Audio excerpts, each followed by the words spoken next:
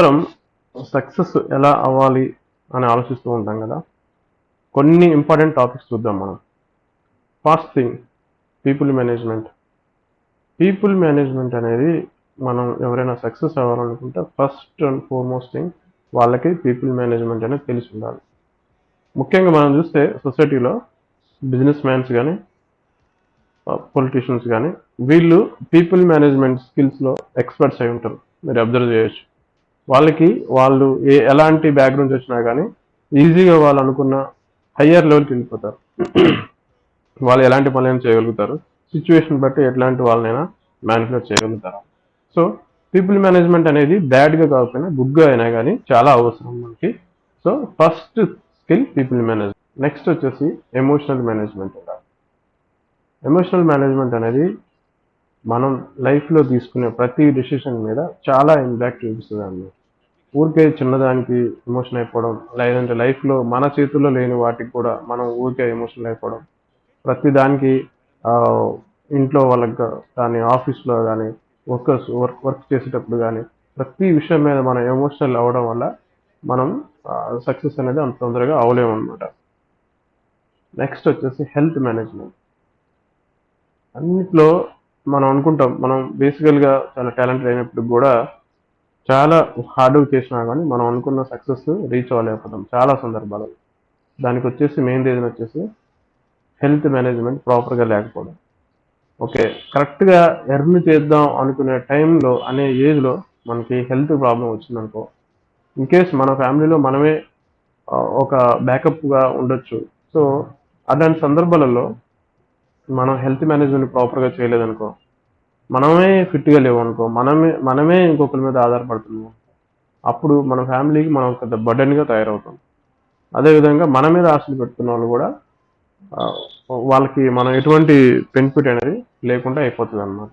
So health management అందరం చాలా తక్కువగా చూస్తాం, ఏముందిలే అనుకుంటాం. కానీ హెల్త్ మేనేజ్మెంట్ చాలా మేనేజ్మెంట్ అంటే ఏంటి, మన హెల్త్ బాగానే కాపాడుకుంటున్నాం కదా, హెల్త్ బాగానే తింటున్నాం కదా అంటే సరిపోదు.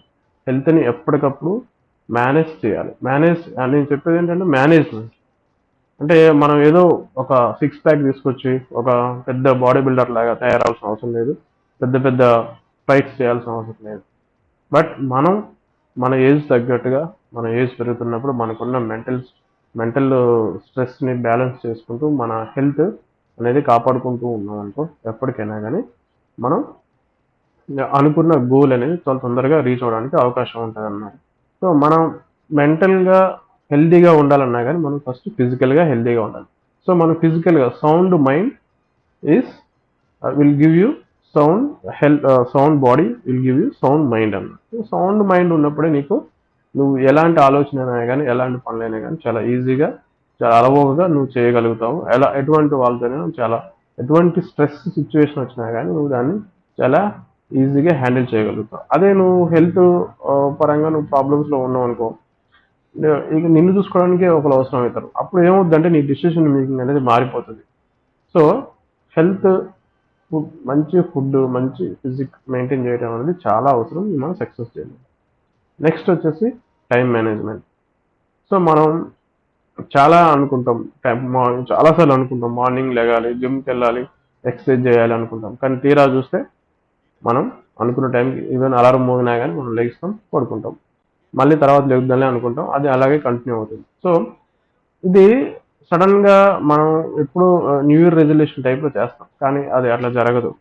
ఎందుకంటే ఇది మేనేజ్మెంట్ అంటుంది. సో మేనేజ్ చేయాలంటే ఒకరోజు నువ్వు లేకపోవచ్చు, ఒకరోజు ఓపిక ఉండొచ్చు, ఓపిక ఉండకపోవచ్చు, బట్ స్టిల్ నువ్వు రెగ్యులర్గా మెయింటైన్ ట్రై చేయాలన్న.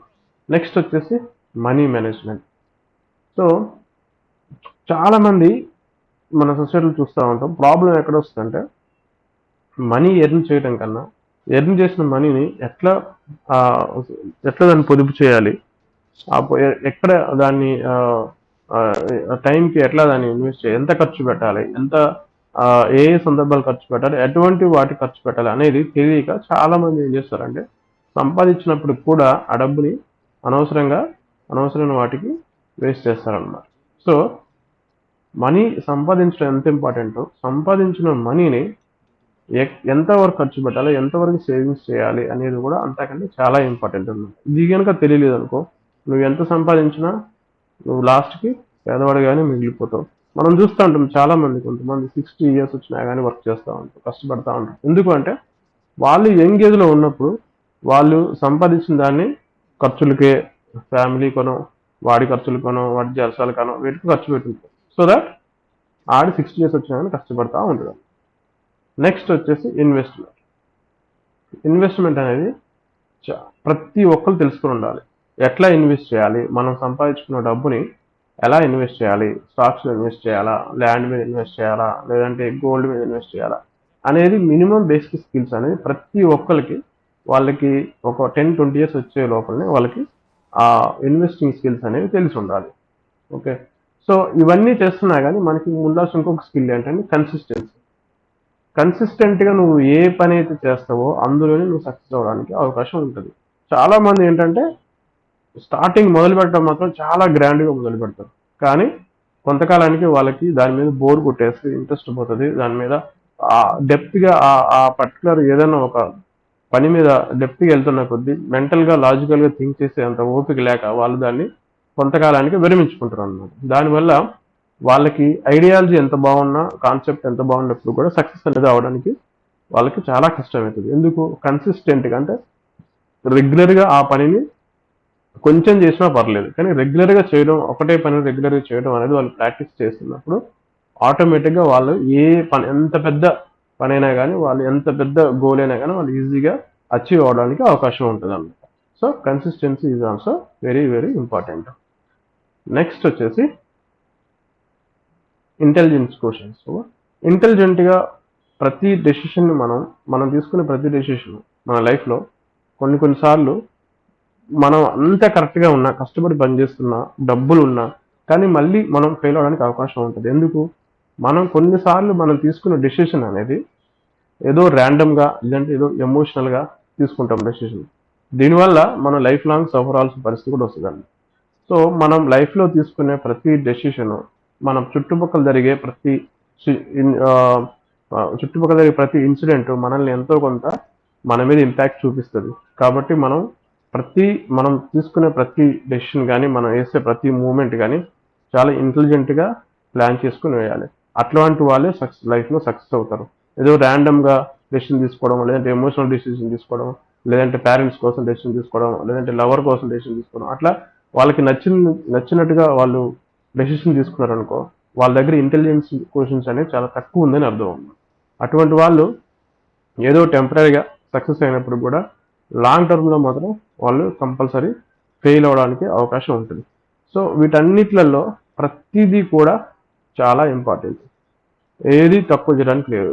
ప్రతిదీ కూడా అన్నీ ఎలాగైతే మనకి మన బాడీలో కాళ్ళు, చేతులు, కళ్ళు అన్ని ప్రతి అవయవం ఎంత ఇంపార్టెంటో, ఒకటి లేకుండా మనం ఇంకొక దానితో ఎట్లయితే సర్వే అవ్వడం కష్టంగా ఉంటుందో, ఈ స్కిల్స్ కూడా అంతే ఇంపార్టెంట్ అన్నమాట.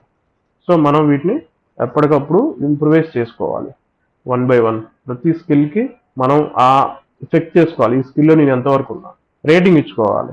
ఫర్ ఎగ్జాంపుల్ పీపుల్ మేనేజ్మెంట్లో అవుట్ ఆఫ్ 1 to 10లో నేను ఎంతవరకు ఉన్నా, అట్లా మనం టైం మేనేజ్మెంట్లో 1 to 10లో నేను ఎంతవరకు ఉన్నా, హెల్త్ మేనేజ్మెంట్లో 1 to 10లో ఎంత రేటింగ్ ఉంది నాకు, ఇట్లా చూసుకుంటూ అన్ని స్కిల్స్ మనం ఒక దగ్గర ఒక చెక్ బాక్స్లో పెట్టుకొని ఎప్పుడు మనం వెరిఫై చేసుకుంటూ ఉండాలి.